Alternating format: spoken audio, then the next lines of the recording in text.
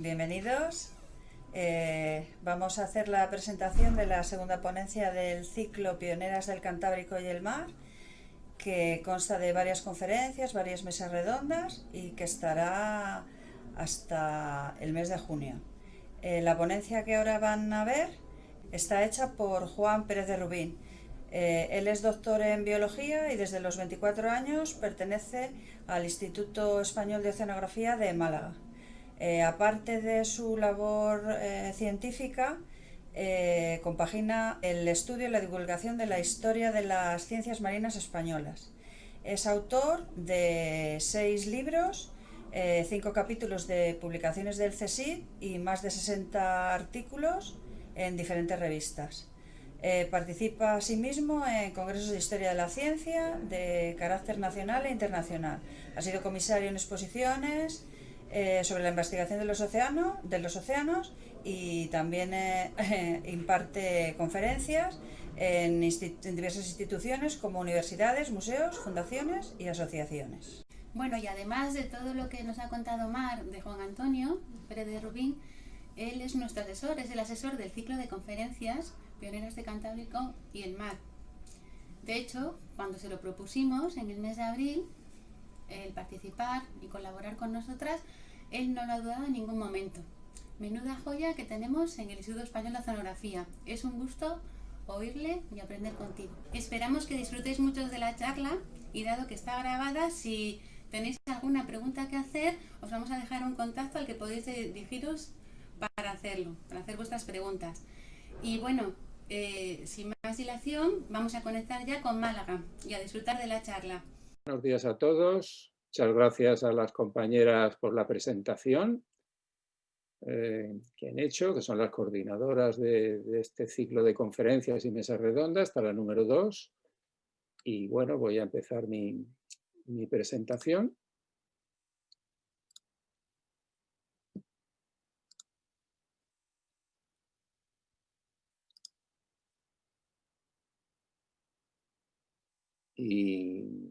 Y bueno, pues la mía se titula Ciencias Marinas y Sociedad en el Golfo de Vizcaya durante los siglos XIX al XXI, y es un esfuerzo para intentar integrar todas estas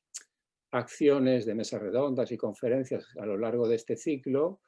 de forma que veamos una serie de acontecimientos y fechas puntuales en las que van a ir las siguientes actividades se van a ir complementando con esta, ¿no? Entonces, bueno, comenzar diciendo, vamos a ver, aquí este es. Bueno, primero definir y situarnos dónde está el Golfo de Vizcaya, integrado en la región biogeográfica del Atlántico Noreste, y cómo está delimitada esta región pues, por el estrecho de Gibraltar al sur y al norte, cerca de las aguas de Islandia, excluyendo al Canal de la Mancha, y hacia el oeste la gran importancia de la corriente del Golfo en esta región. Como curiosidad, a la derecha vemos cómo el área de estudio del Consejo Internacional de Exploración del Mar, el LICES, creado en principio con los países del norte de Europa con intereses pesqueros en el Mar del Norte,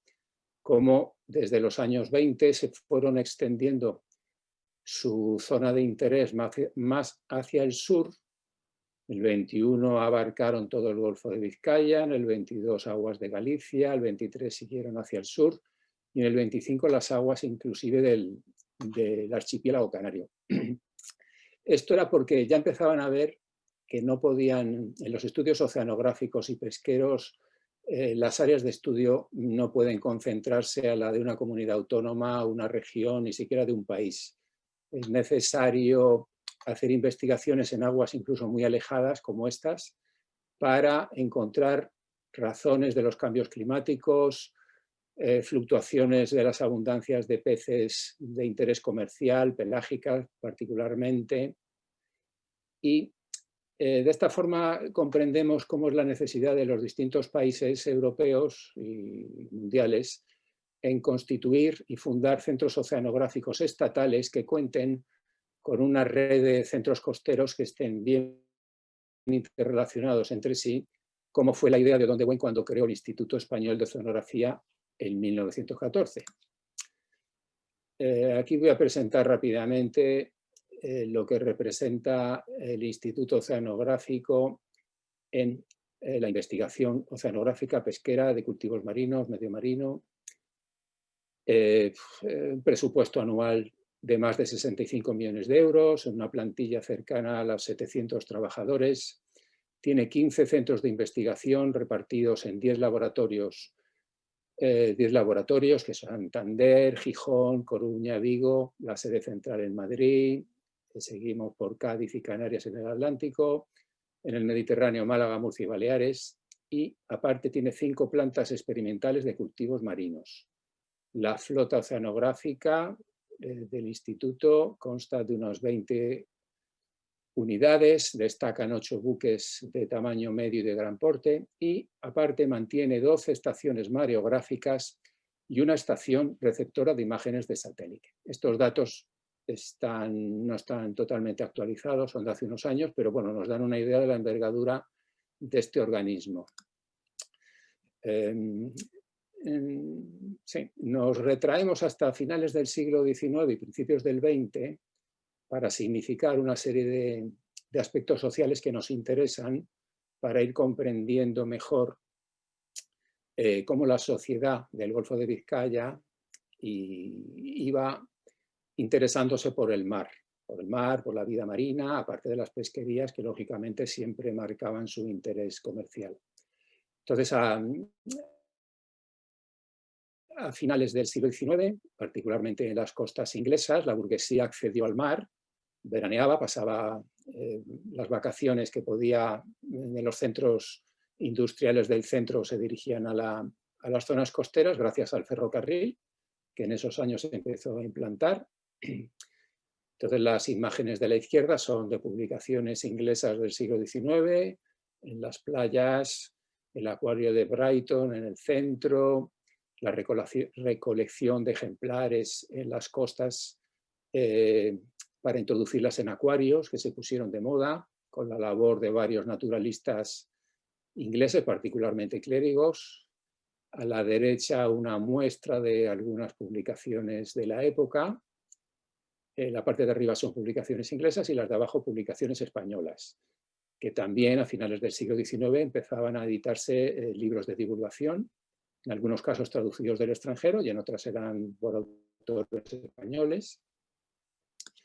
Y ya que hemos empezado, por poner un punto de inicio a finales del siglo XIX sobre la oceanografía, pues hay que recordar las campañas estas bastante olvidadas. Nos acordamos muchas veces de las del Challenger, que son de 20 o 30 años antes, pero estas que son las que más nos afectan en el Golfo de Vizcaya, no sé por qué están bastante olvidadas, ¿no? Y del Príncipe de Mónaco, por lo menos en España, hay todavía muy poca información en detalle de lo que hizo para la oceanografía española y las relaciones que tuvo aquí en las distintas ciudades del norte, en las que era un visitante habitual de sus puertos cuando con sus yates iba organizando y desarrollando sus campañas oceanográficas, que llegó hasta las Islas Azores. Pues dentro de los grandes tomos de la colección de los resultados de campañas del príncipe Alberto de Mónaco he buscado estas dos, que son de las primeras que hizo en el Golfo de Vizcaya. La de abajo, en el centro, en blanco y negro, el recorrido con su barco y los dragados que hizo para conocer las características del fondo.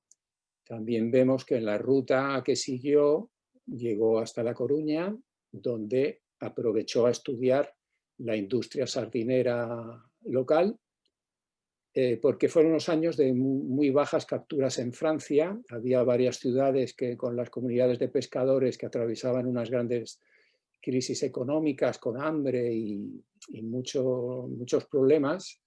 Y entonces quiso ver qué pasaba con la sardina de las costas gallegas, que aparentemente todavía no les había llegado esa crisis, ¿no? A la derecha vemos una pequeña sección de un gran mapa que tiene en una de esas memorias que abarca todo el océano Atlántico. He hecho la foto solo a la parte que nos interesa, en la que vemos, aparte de las rutas de las siguientes campañas de hasta el año 88, y en rojo la ruta de las corrientes marinas que llegaban al Golfo en aquellas fechas, identificadas a través de una serie de flotadores que puso a la deriva en el pleno océano, y luego iba recogiendo las fechas en rojo que vemos en los márgenes costeros, es cuando llegaban, y en los puntos donde habían aparecido esas botellas flotadoras, y por ser precisamente flotantes, pues daban una buena idea real del desplazamiento de las corrientes, dado que se habían liberado en mar abierto. Aquí también vamos a ver un poco las relaciones que tuvo personales y científicas el príncipe de Mónaco, importantísimas, con España. Recordemos que cuando creó el Instituto Oceanográfico de Mónaco en 1910, también impulsó la oceanografía en Francia, también en Portugal, y le faltaba impulsarla en España, teniendo en cuenta que el rey era muy joven entonces, Alfonso XIII, y que le iba a costar más tiempo involucrar al país en esta investigación oceanográfica, sobre todo, que era lo que interesaba a toda Europa, era el futuro de las pesquerías, ¿no? Aparte del interés científico, era con su aplicación a la pesca. Entonces ya vemos que a finales del siglo XIX, en la esquina superior de la izquierda, vemos como en 1891 ya Ignacio Bolívar, destacado naturalista del Museo Nacional de Ciencias Naturales de Madrid, del que llegó a ser su director, pues ya en esta fecha publicó en el Boletín de la Real Sociedad Española de Historia Natural un artículo en el que he sacado estas imágenes, en el que describe los métodos y los aparatos de captura de especies y de medición de temperaturas del príncipe de Mónaco. En el mapa central en colores, que es una pequeña sección de la gran carta batimétrica que publicó, que es como una sábana, es enorme. En el laboratorio de Málaga tenemos un original de ella. Bueno, pues es lo mismo, he buscado solo la parte central que nos pueda interesar, y en esa carta batimétrica que se publicó en 1913 he situado con estas estrellas rojas las ubicaciones de los primeros laboratorios oceanográficos de biología marina que se fundaron en el norte peninsular. Concretamente el de Santander, que ya sabemos, empezó a funcionar activamente en 1889, aunque se creó unos años antes. En 1908, el Laboratorio Oceanográfico de la Sociedad Oceanográfica del Golfo de Vizcaya, cuya actual heredera es el Acuario San Sebastián, la Fundación Oceanográfica de Guipúzcoa, Donosti, y en Vigo, el Laboratorio del IEO en 1917. Como hemos dicho antes, que estuvo en Galicia el príncipe en el siglo XIX, en esas campañas para estudiar la pesquería de la sardina, pues hace unos años en La Coruña hicieron una exposición conmemorativa muy interesante y publicaron un libro cuya portada está abajo a la izquierda, que titularon la presentación y la propia exposición como La historia del príncipe y la sardina. También José Fraga, un colega investigador, publicó, creo que en 2014, unas fotos inéditas de las relaciones que tenía la condesa de Pardo Bazán con el príncipe de Mónaco, y estas fotos de periódico de 1909, bueno, el periódico actual, quiero decir, las fotos son de 1909, una de las visitas del príncipe de Mónaco a Galicia con Emilia Pardo Bazán, en el Pazo de Meirás. En la imagen central abajo de 1914 vemos al príncipe de Mónaco en Santander, en una de las revistas gráficas de la época, porque hay que tener en cuenta que precisamente estos tres enclaves, como ya he dicho antes, de San Sebastián, Santander y Vigo, bueno, Coruña, es donde el príncipe más veces recaló sus paradas técnicas con el barco, y entonces visitaba concretamente en Santander y San Sebastián, visitaba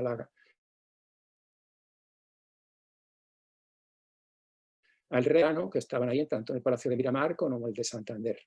Y para terminar con esta diapositiva, al fin, en la esquina inferior de abajo, que es aproximadamente del año 1914-1915, es una postal que editó el príncipe de Mónaco sobre la visita de Carlos III a una de sus campañas, que embarcó durante un día, participó con las pescas y capturaron tiburones. Uno de ellos fue enviado al Museo Nacional de Ciencias Naturales en Madrid. Y en fin, era su interés, como hemos dicho antes, motivar al rey de España para que apoyara a las iniciativas que se estaban desarrollando, particularmente en este caso la de San Sebastián, que ya veremos luego el gran impulso que tuvo. En esta vemos la importancia que tuvo la llegada a Madrid en 1912 del príncipe de Mónaco, con esa misión divulgativa para impulsar los estudios oceanográficos españoles. Y vemos aquí como la intelectual, que aparte de condesa, pues ya sabemos, era una gran escritora y una intelectual muy importante en la vida española de la época. La vemos en estas imágenes de la prensa del año 1912, tanto periódicos como revistas. Vemos a Emilia Pardo Bazán en el Ateneo al lado del príncipe. En la flecha blanca de la derecha la vemos señalada en la recepción que se le dio en el Ministerio de Instrucción Pública, abajo la portada del ABC,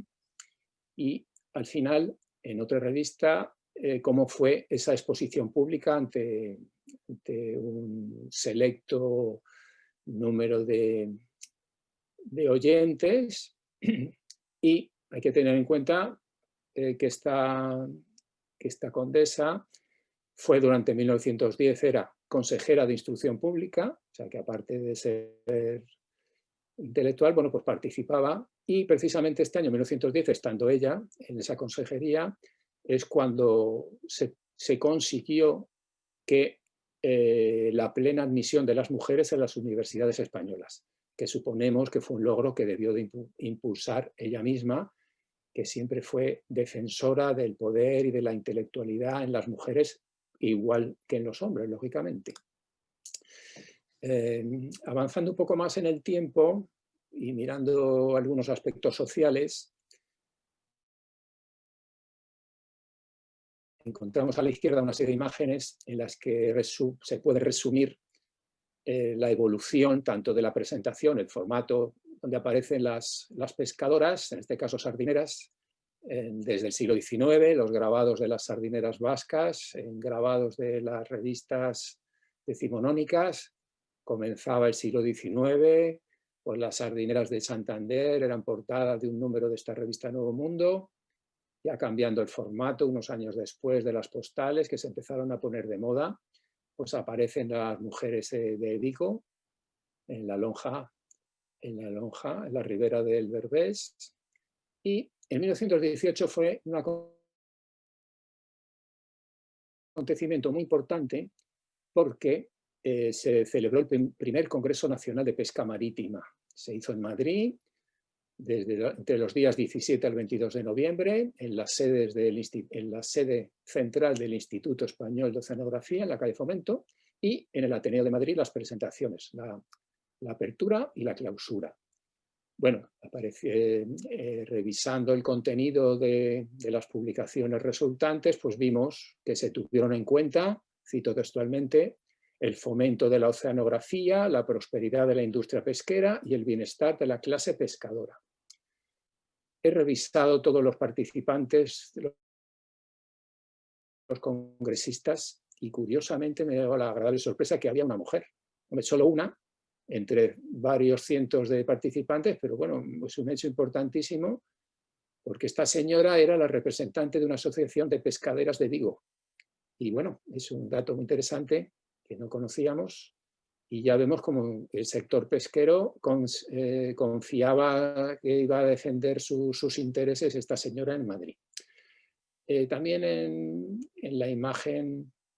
de la derecha, el reglamento que se publicó para el primer Congreso Congreso Internacional de Pesca Marítima, que se iba a celebrar en Santander, gracias a los esfuerzos del Ministerio de Marina y del impulso con Odón de Buen, pero lamentablemente la situación de Europa todavía en la posguerra de su Primera Guerra Mundial, pues no se reunieron finalmente las condiciones necesarias y varios países, a pesar de haberse publicado este reglamento y haber recibido España multitud de solicitudes de participación, pues hubo varios países importantes que al final decidieron que no iban a poder asistir y se anuló. Retomando, para unir en esta segunda conferencia información y, bueno, por lo menos a recordar y para integrar aquí en nuestro relato a las dos primeras profesionales que accedieron a la investigación marina española como técnicos, como ayudantes imprescindibles, que ya en la primera conferencia del otro día, Gerardo García Castrillo, director del Museo Marítimo de Cantabria, ya nos las presentó, pues las he incluido aquí, aparte porque he conseguido alguna información más y, ya digo, para incluirlas en este relato histórico. En primer lugar, tenemos a Josefa Sanz Echeverría, nacida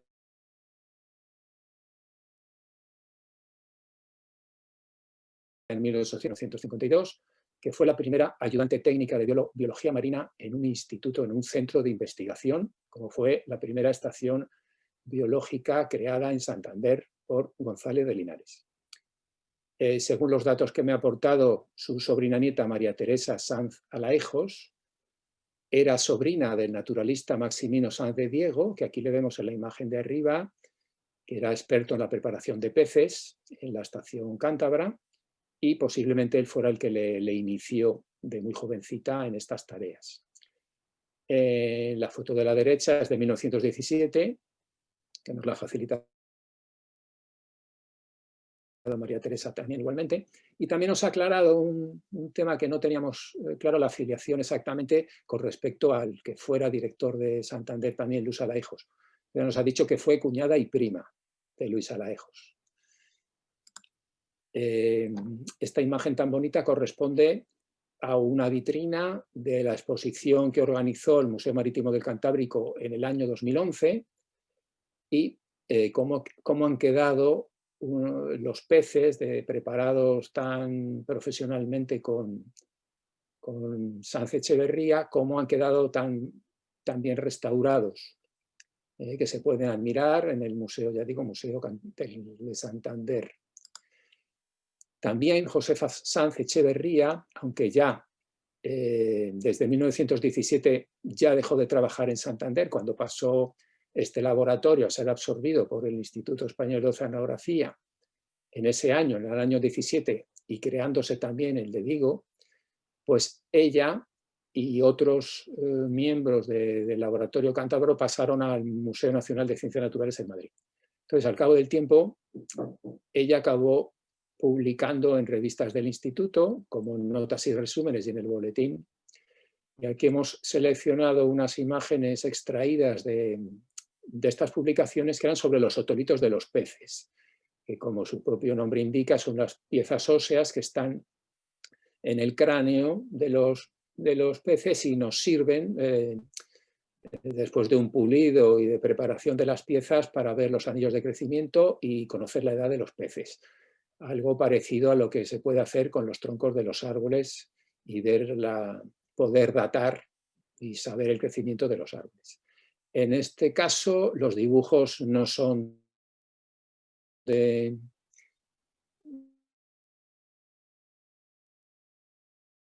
Luisa de la Vega, dibujos de otolito. Con estos trabajos, la contribución más importante de la España de la época, las publicaciones, incluso pioneros que desarrolló, aunque ella no pudo tener estudios superiores,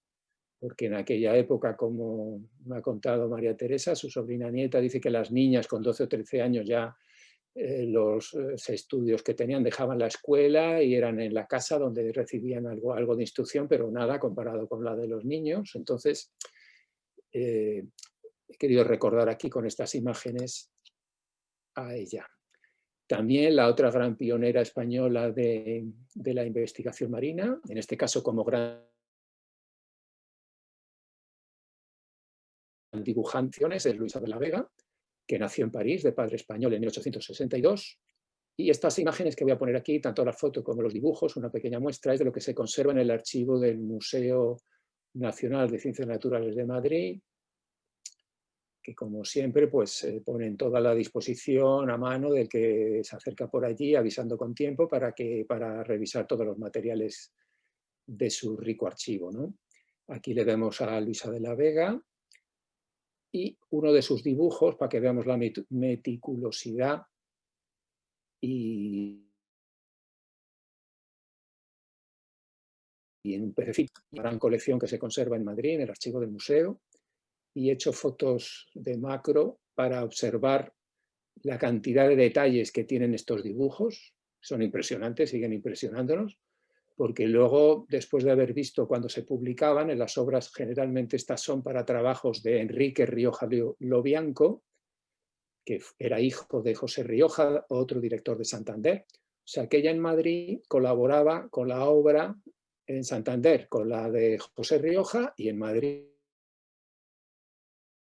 en el museo, con la de su hijo, Enrique. Particularmente las publicaciones de poliquetos marinos. Aquí vemos, me he fijado en detalle, la forma de firmar, que firmaba de forma distinta, porque en la otra charla, que he citado antes, de estas pioneras, de Gerardo García Castillo, pues hubo alguna oyente interesada en preguntar a ver cómo firmaba ella, ¿no? Bueno, pues podemos ver, en una ponía Vega, en la primera izquierda, en la del centro una L y una V, son las iniciales de Luisa Vega, y en la de la derecha en pequeño LDV. Otros dibujos que puedan aparecer con estas firmas, aunque sean muy diferentes, podemos saber que son de la misma persona. Dentro del gran eco que tenía en la estación de Santander en la prensa periódica, las revistas españolas de principios del siglo, que son numerosas, ya en otra conferencia de hace unos años en Santander me centré particularmente en ellas, en el Ateneo. Solo he seleccionado esta, que me pareció la que más páginas dedicó en 1905, que era una etapa difícil porque todavía el laboratorio de Santander no contaba con un edificio en condiciones, estaban en un estado bastante precario, y también en el archivo del Museo de Madrid he encontrado este proyecto del arquitecto Lavín del Moral, que lamentablemente no llegó a ejecutarse, y sobre José Rioja Martín, que he hablado antes, pues también hay que, como pionero de la investigación en biología marina, fue el heredero de González de Linares en la dirección de Santander, estudió en Nápoles, en la Estación Zoológica de Nápoles, como González de Linares. Él estuvo 2 veces, en los años 89-90 y en 1900 y 1902. La imagen de abajo, que es del archivo de la Estación Zoológica de Nápoles, le vemos con sombrero. En el otro extremo está el que fue su profesor allí, el profesor Salvatore Lobianco, que curiosamente él se acabó casando con la hermana de su profesor, por eso la coincidencia lógica del apellido del hijo de José Rioja, Enrique Rioja Lobianco. También fue profesor en 1902, cuando volvió de la estación de Nápoles, y profesor en la Universidad de Oviedo, como he dicho, y en Madrid desde 1918, como he comentado también, después de que se fuera del laboratorio de Santander. Aquí le vemos otra vez, ya notablemente envejecido, porque habían pasado bastantes años, en imágenes de periódicos de la época de los años 32 al 35, que funcionó la estación de biología marina en Marín, en Galicia. Esta estación era del Museo de Ciencias Naturales de Madrid, y a ella se envió durante los pocos años que estuvo funcionando, lamentablemente, del año 32 al 35,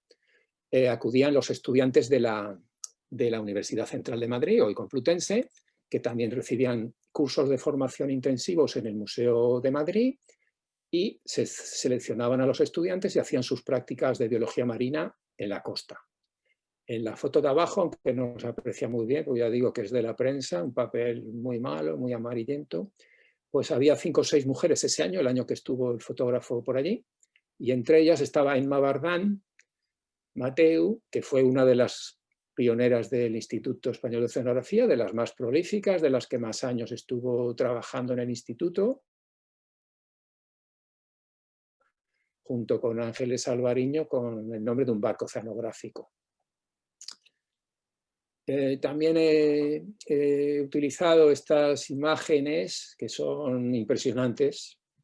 de las prospecciones oceanográficas que hacía el IEO en el año 32 y 33, en colaboración con la Sociedad Oceanográfica de Guipúzcoa, con el buque Sauen. Y son muy interesantes porque no se publicaron en el boletín oceanográfico, sino que aparecieron en las publicaciones de la Sociedad Oceanográfica de San Sebastián. Y vemos una serie de estaciones en mar abierto, con una batimetría de la fosa de Cap Bretón, perfiles verticales en diferentes estaciones de datos de temperatura, de salinidad, útiles para identificar corrientes y masas de agua, y luego la localización de las poteras, que eran las zonas de pesca, los caladeros en el Cantil, en el final de la plataforma continental, y los dibujos están firmados por Fernando de Buen, que fue uno de los participantes en estas campañas, que la mayor parte del personal, salvo algún ayudante que vino de la Sociedad de Guipúzcoa, era todo, tanto el buque como el personal era del IEO. Bueno, pues aquí un resumen del parón y la situación tan dramática que se vivió en Europa, primero la Guerra Civil Española y luego la Segunda Guerra Mundial en toda Europa, en el Atlántico, incluso con batallas navales que están sintetizadas en el libro de donde he extraído estas imágenes, en América, impresionante. En la Guerra Civil Española, pues vemos arriba, bueno, las acuarelas estas son del marino militar Guillermo González de Aledo, en la que vemos a un bacaladero transformado en un barco de guerra con artillería en la proa y en la popa, al guardapesca V-18, que era de la Comandancia de Marina de San Sebastián, que lo utilizaba José María Navaz, un gran investigador del IEO desde el año 35 en el laboratorio de Vigo, y lo veremos en San Sebastián. Y luego, dentro de estas batallas de la Segunda Guerra Mundial, en la columna de la izquierda, en los pequeños recuadros, he ido recortando de páginas de este libro sobre submarinos, los hundimientos de barcos, sobre todo mercantes y pesqueros. Entonces vemos en la primera imagen de arriba, el año 40, el Golfo de Vizcaya, pues ninguno, no hay ningún. Todos los hundimientos básicamente los submarinos alemanes eran fuera. Y en la última, en la de abajo, vemos como desde el año 43 al 45 ya los submarinos alemanes y las batallas navales, muchas se estaban ya experimentando, se estaban sufriendo en pleno Golfo de Vizcaya con toda esa cantidad de barcos hundidos. Todo esto, lógicamente, impidió la pesca en los caladeros, lógicamente, alejados de Terranova. España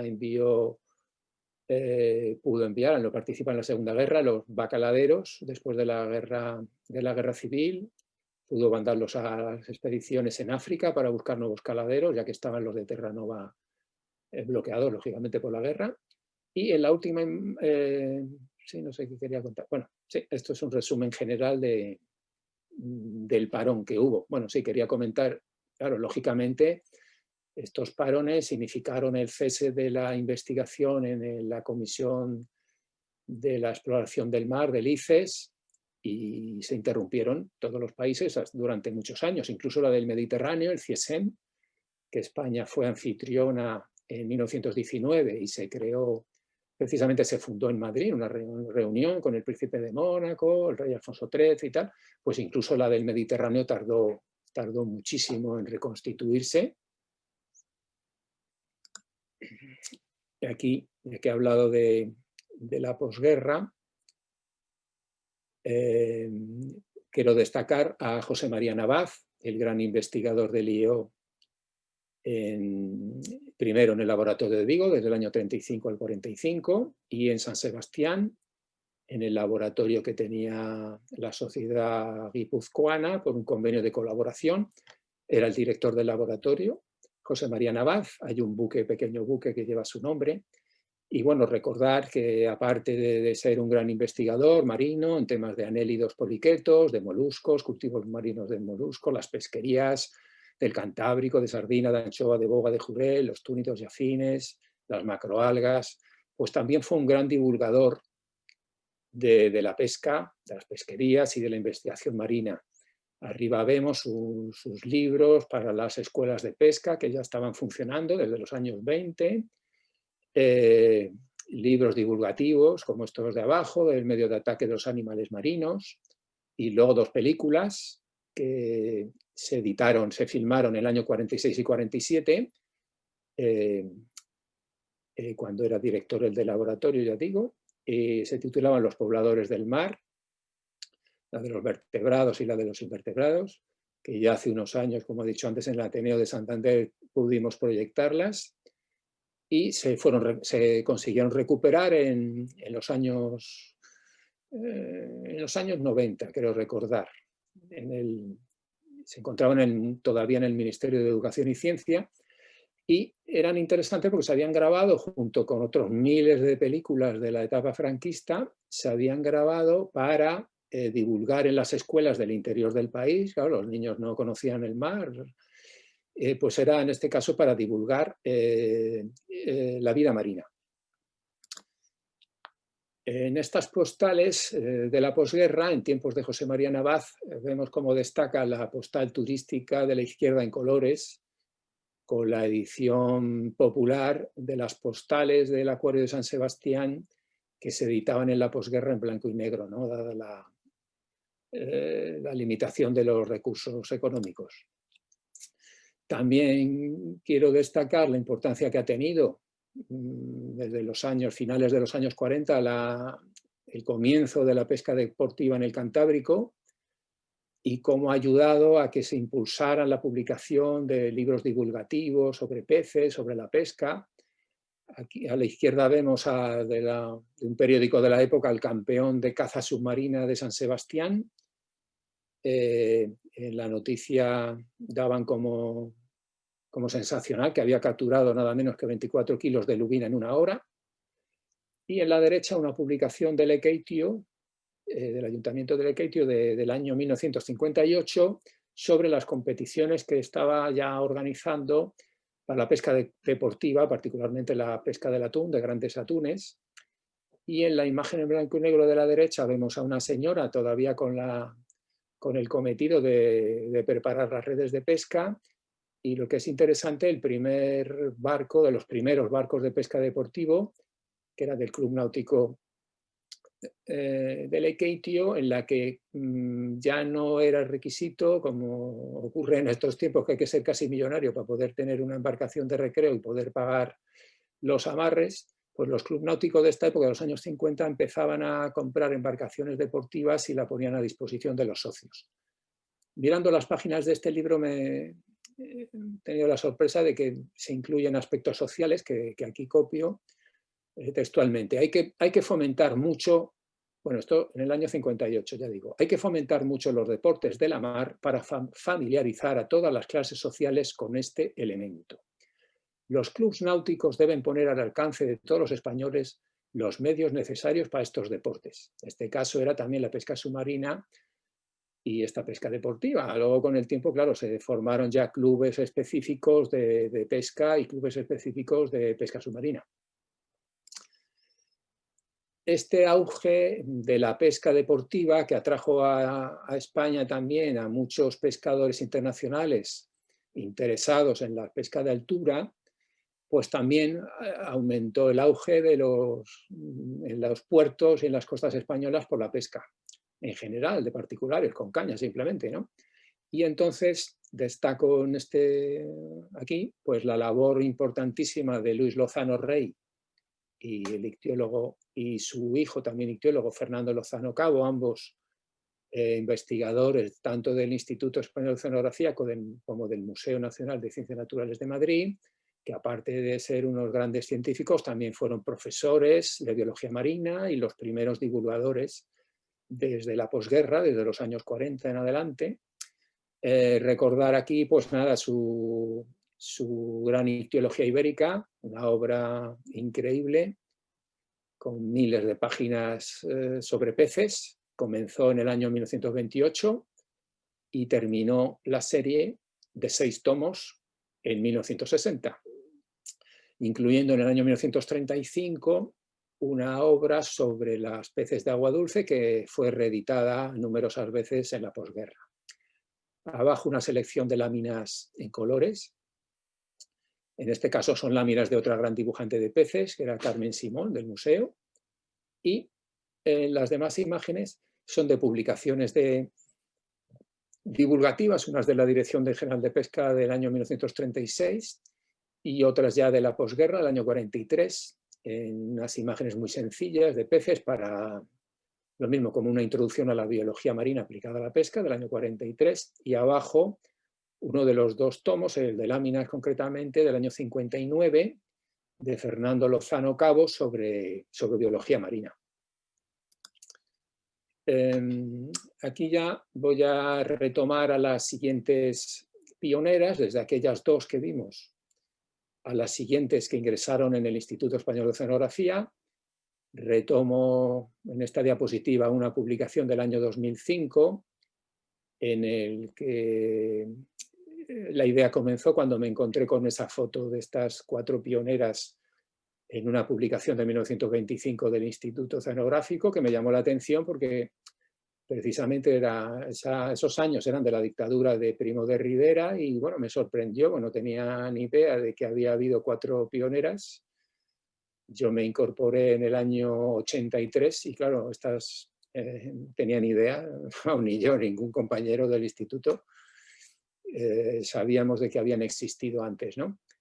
Y bueno, ya preocupado por ellas, bueno, empecé a buscar en la biblioteca del centro de Málaga todas las publicaciones de la época, que están en papel y lamentablemente siguen estando en papel, no se han digitalizado aún. Y bueno, con mucha paciencia a lo largo del año, pues nada, fui localizando trabajos de todas ellas y al final pude escribir este artículo y luego otro en un congreso internacional con un colega del CSIC. Integramos a las investigadoras del CSIC, que eran del Instituto de Biología y del Instituto Extinguido de Investigaciones Pesqueras desde el año 69 ellas. Y bueno, aquí se ve en la figura de abajo el gran ausencia lógica de publicaciones durante la guerra civil y cómo se tardó muchísimo tiempo en volver a tener el nivel de publicaciones de las mujeres en el instituto. Dentro de esta primera generación de oceanógrafos, no voy a extenderme, solo las voy a nombrar prácticamente porque dentro de este ciclo que han organizado y están coordinando tan eficazmente Carmen Lobo García de Cortázar y Mar Díez Sainz, pues ellas han contactado con otras pioneras de los centros oceanográficos que tiene el instituto en Gijón, en Coruña y en Vigo. Va a involucrarlas a todas ellas en actos del año que viene. También hemos contactado con las del País Vasco. Y bueno, aquí simplemente por lo que digo, va a ser una lectura un poquito rápida porque ya se van a tratar en detalle algunas de estas pioneras en el año que viene. Entonces, de la foto de antes, pues nombrar a Encarnación Sánchez, María Mercedes García, Emma Bardán, que estuvo 37 años en el IO, es la que más tiempo estuvo, la que participó en más campañas, congresos internacionales, en fin, la científica más importante española de la época,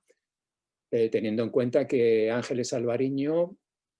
aunque española, gallega, toda su carrera la hizo prácticamente en Estados Unidos y bueno, su importancia también sabemos, importancia mundial, la de Ángeles Alvariño. Por eso, de estas 2 pioneras, pues hay 2 barcos, como he dicho antes, con su nombre. También destacar mucho la importancia de Jimena Quirós, que la veíamos en la foto de arriba, porque en mi opinión es la primera investigadora pesquera del país. Fue la primera que publicó un artículo en revistas de Lyon en el año 23 sobre los moluscos comestibles españolas, y la importancia que le doy a ella es porque en esa época, en los años 20, recorrió las playas. Aquí tenemos una postal de una playa de Málaga, en La Lonja. Pues nada, recogió información en las playas, en las lonjas pesqueras y en los mercados de toda la provincia de Málaga. Y aunque el título de su trabajo, cuando se ve en las listas bibliográficas, pues es muy humilde, se titula simplemente Notas sobre moluscos y un subtítulo sobre algunos comestibles de la provincia de Málaga, pues la verdad que impresiona el contenido. Nos sigue impresionando todavía la cantidad de información que hay ahí, lo poco que se ha utilizado. E incluye 200 nombres vulgares de moluscos españoles, incluye una treintena de especies malagueñas y describe detalladamente sus pesquerías en los diferentes caladeros. O sea, en esta época totalmente dominada el sector pesquero y los puertos pesqueros, todavía en los años 80, que es cuando iba yo al puerto de Málaga, La Lonja, el 95% o 98% de las personas que estaban allí eran hombres, pues en esta época lógicamente era el 100%. O sea, una investigadora que ya en esos años, en los años 20, ya estaba en los puertos, en la lonja de los pescadores, haciendo consultas, entrevistas personales, pues nos parece importantísimo. Otras importantes de esa segunda generación, bueno, perdón, de la segunda generación, la primera son las de aquella fotografía, las de la segunda son estas. Se incorporaron al IEO en la etapa franquista, desde el año 41 al 50, nacidas entre 1911 y 1916, pues está destacable María Dolores García Pineda, doctora en farmacia y en bioquímica, entró en el departamento de química aplicada, trabajó en el IO desde el año 44 al 56, después en varias universidades, laboratorios extranjeros y 25 años en la Junta de Energía Nuclear. Ángeles Alvariño, que no me voy a extender porque ya digo que hay otros compañeros van a hablar extenso el año que viene, pues bióloga, trabajó también en la Dirección General de Pesca y en el IO durante los años 51-56, su primera campaña en el año 53 en un buque oceanográfico inglés, la primera mujer que embarcaba en un barco inglés, y entonces continuó su carrera en Estados Unidos, incluso hasta después de su jubilación en el año 87. Está considerada como una de las grandes científicas mundiales. Y al final, María Luisa González Sabariegos, aunque por orden de nacimiento debería estar la primera, también porque se incorporó la primera en la posguerra,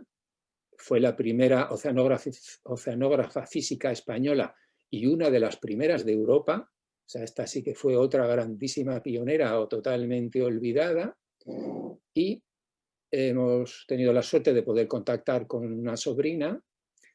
con Mercedes González Sabariegos, y con un sobrino nieto, que nos han facilitado datos personales y muchas fotografías en las que volvamos en otra conferencia del año que viene,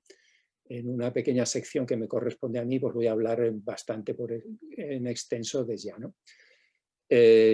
Para que nos hagamos idea de lo prematura que fue su incorporación en la física.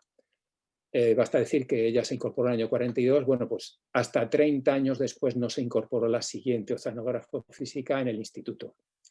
y por ende en la oceanografía española. Y alternó sus trabajos de estandarización metodológica de cálculos hidrodinámicos en el Golfo de Cádiz y fue coordinadora de la red mareógrafo de IEO, con visitas periódicas de inspección a las diferentes estaciones costeras que el IEO tenía y sigue teniendo por el litoral español. También por recordar solo los nombres de otras compañeras anteriores del IEO de la dictadura, porque es muy interesante siempre que se vaya ampliando poco a poco, que vamos ampliando entre varios las pioneras españolas de la investigación marina, pero también lo que suele ocurrir es que se nos olvida las que ya teníamos consolidadas. Entonces, por lo menos quiero nombrarlas para que se vea que ha habido más, ¿no? Entonces, y más que pueden y que van a seguir apareciendo, seguro, sin duda, ¿no? Entonces, estas otras investigadoras de la dictadura, pues desarrollaron también novedosas líneas de investigación, biotecnología de alimentos, nuevas aplicaciones y tratamientos de subproductos de la pesca, las algas, particularmente las especies de explotación industrial. y entre ellas están María Jesús del Val, María Martín Retortillo, Teresa Valls, Mari Carmen Méndez Isla y Dominica Montequí. También cuando en aquel año 2005 me preocupé de todas ellas, también me llamaba la atención que otra vez en la siguiente, la dictadura, en la de Franco, pues que hubiera tantas mujeres recién incorporadas. Claro, mis prejuicios, pues como de muchos eran de que en las dictaduras pues parece que la mujer ahí no, vamos, que no tenía lugar, ¿no? Porque la mujer estaba, por lo que vemos y nos siguen repitiendo, limitada a su marido y tal. Bueno, pues claro, esas eran las casadas, ¿no? Las jóvenes, las solteras, las viudas, las divorciadas, pues tenían su vida totalmente normalizada, como todas estas jóvenes que se incorporaban no solo al IEO, también de la posguerra. En un artículo reciente hemos encontrado a centenares de españolas de esta época que se incorporaron al CSIC. Y bueno, para que veamos que no siempre los regímenes totalitarios como el soviético y las grandes democracias como la de Estados Unidos, el papel de la mujer está relacionado con más o menos la democracia, ¿no? Hemos buscado esta foto de la izquierda de una campaña oceanográfica norteamericana de los años 50 en el Pacífico, de geología, y solo hay una señora, una geóloga, entre los 16 hombres. Lo que han publicado los colegas americanos que están interesados en la historia de la oceanografía, ellos mismos reconocen que hasta los años 60, por influencia de las investigadoras soviéticas, ellos se dieron cuenta que en Rusia, a pesar del régimen totalitario, allí las mujeres representaban el 50% en las campañas oceanográficas. He revisado los informes del Año Geofísico Internacional del año 57 a 58, en la que participaron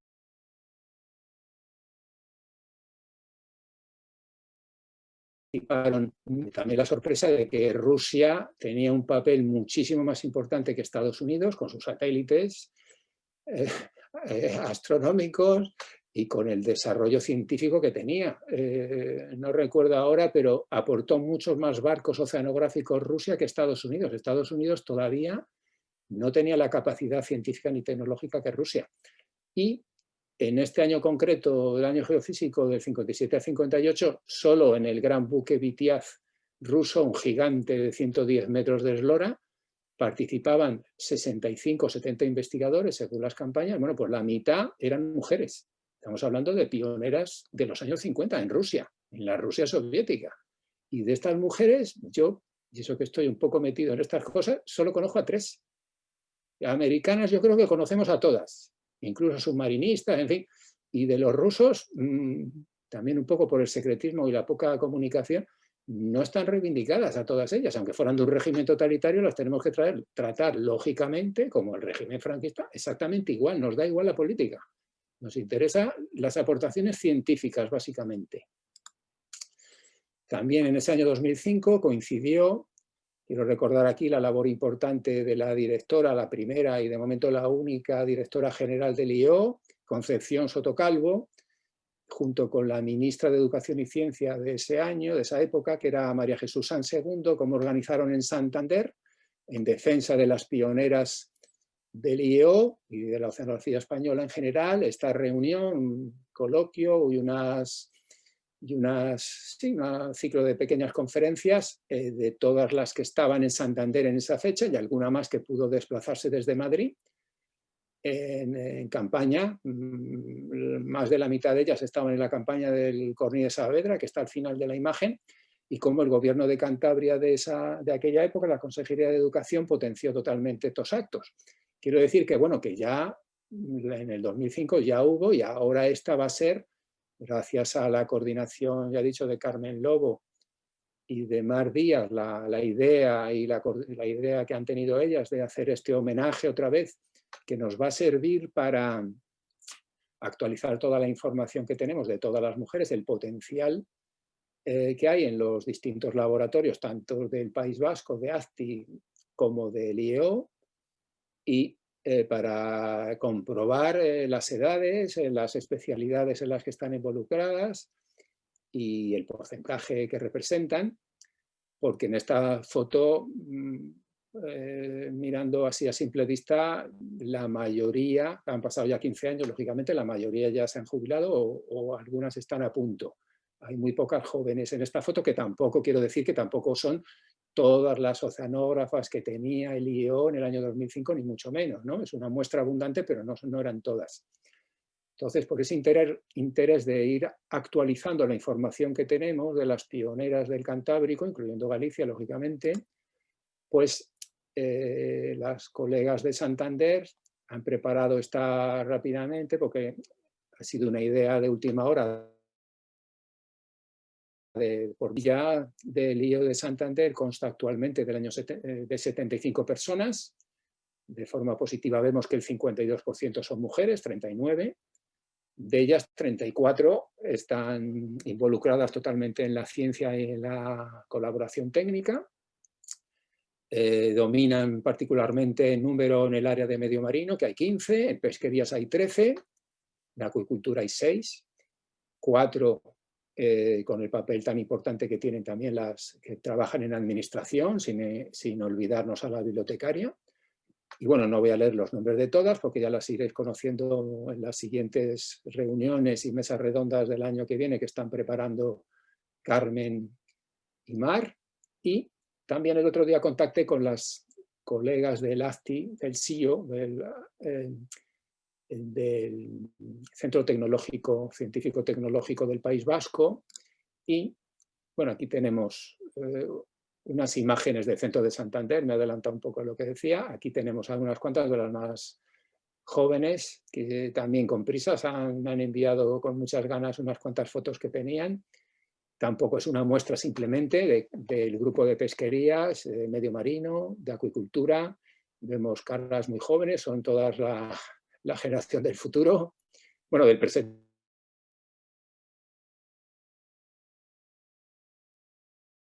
Perdón, que salgan de la imagen de abajo, de traer periódicamente,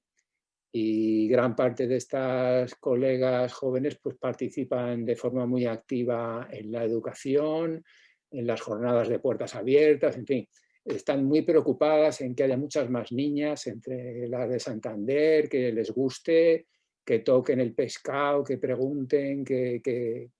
se involucren totalmente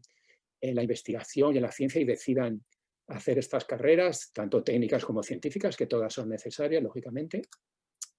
Y aquí, para ir terminando, la imagen que me ha preparado también rápidamente Marina Santurtún, la colega de AFTI, en la que lo mismo con prisas, por mi parte, porque les avisé un poco tarde, me han preparado esta serie de información en la que no caben todas las que están allí también trabajando, las mujeres, en esta imagen única. También me ha gustado comprobar cómo hay en ASCII, en la sección marina, porque es un centro tecnológico que no todo es investigación marina, pues ya digo, me ha gustado comprobar cómo también allí el 50% son mujeres, 155 en la plantilla general del ASCII. Y aquí vemos los ámbitos de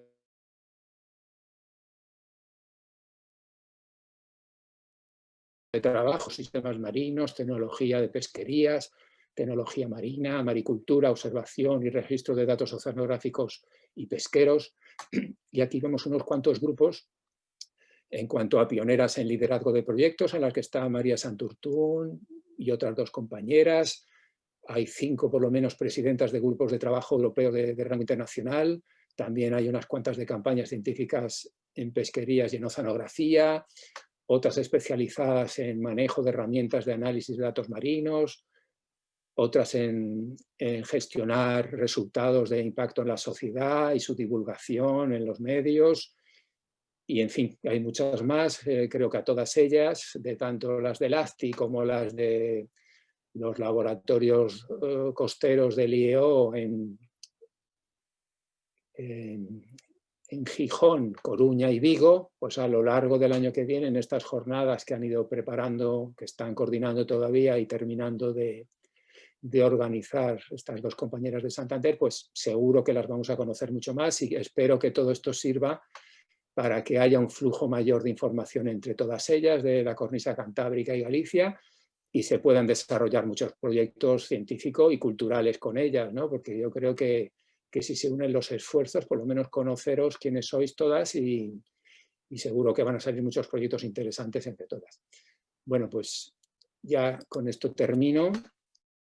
Muchas gracias por haberme invitado, Carmen y Mar, a actuar aquí un poco como asesor. Y nada, con esto, esta es la última diapositiva, con esta me despido. Muchas gracias a todos por tanto presentes como los futuros. Y bueno, va a haber un correo electrónico, me han dicho que van a poner las coordinadoras para que el que quiera interactuar conmigo, preguntarme algo, comentarme, pues nada, encantado de ir respondiendo poco a poco a todo lo que me queráis plantear. Bueno, pues muchas gracias a todos y nada, hasta la próxima. Nos vemos el año que viene. Muchas gracias, Juan Pérez de Rubín, por esta magnífica charla. Ha sido estupendo escucharte nuevamente. Y bueno, pues sin más, ya vamos a cerrar esta segunda jornada y nos abrimos a la tercera jornada, que tendrá lugar en el mes de enero con una conferencia de Cristina Fernández Gallo sobre las mujeres y el mar en la obra de Concha Espina, en donde se abordará sobre todo la temática social. Bueno, hasta pronto, hasta enero.